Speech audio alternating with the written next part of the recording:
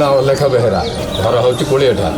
ଏ ପିଲାଦିନରୁ ଏଇ ଜିନିଷ ତିଆରି କରି ମୋର ପରିବାର ପ୍ରତିପୋଷଣ କରୁଛି। ନପାଇବାର ଏଇ ଜିନିଷ ବନ୍ଦ ହେବାରୁ ଲୋକଙ୍କର ବହୁତ କ୍ଷତି ହେଉଛି। କ୍ଷତି ହେଉଛି ମାନେ କ'ଣ, ଏଇ ଭିତରେ ସିଲିଭର ହାଣ୍ଡିରେ ଖାଇଲେ, ମାଟି ହାଣ୍ଡିରେ ଖାଉନାହାନ୍ତି, ମାଟି ଜିନିଷରେ ପାତ୍ରରେ କାରବାର କୌଣସି ଜିନିଷ କରୁନାହାନ୍ତି। ଏଗୁଡ଼ା ମାଟି ହାଣ୍ଡିରେ ଖାଇଲେ ବା ପଖାଳ ଖାଇଲେ ବା ରୋଷେଇ କଲେ ଦେହର କିଛି କ୍ଷତି ହେବ ନାହିଁ। ବର୍ତ୍ତମାନ ଚାହା ଏଥିରେ ମୁଁ ପିଉଛି, ଏଇ ଯେଉଁ ଗିଲାସ କରିଛି ମାଟି ଗିଲାସ, ଏ ଗିଲାସରେ ବି ମୁଁ ଚାହା ପିଉଛି। ଏଇ ଯେଉଁ ସଂସ୍ଥା କରିବା ପାଇଁ ଗଭର୍ଣ୍ଣମେଣ୍ଟକୁ ଆମେ ବହୁତ ପ୍ରକାର ସାହାଯ୍ୟ ମାଗୁଛୁ, ସାହାଯ୍ୟ କୌଣସି ପ୍ରକାର ଆମେ ପାଇପାରୁନୁ। ଆଉ ଇଏ ପ୍ରତିପୋଷଣ କରିବା ଭିତରେ ମୁଁ ଗଭର୍ଣ୍ଣମେଣ୍ଟରେ ଏପର୍ଯ୍ୟନ୍ତ କଳାକାର ବୋଲିକିରି ଗୋଟେ ଭତ୍ତା ବି ପାଇପାରିଲିନି କି କୌଣସି ଜିନିଷ ମୁଁ ପାଇପାରିନି। କେବଳ ପୂଜା ପାର୍ବଣରେ ଏଇ କଳସ ଦୁଇଟି ନେଇକରି ମୁଁ ସେଇ ସଂସ୍ଥାକୁ ଚଳାଇ ରଖିଛି। ମୁଁ ପିଲାମାନଙ୍କୁ ଅନୁରୋଧ କରୁଛି ଯେ ମାନେ ଏ କାର୍ଯ୍ୟଟାକୁ ଅନୁଷ୍ଠାନ ରଖିବ, ବଞ୍ଚାଇକିରି ରଖ।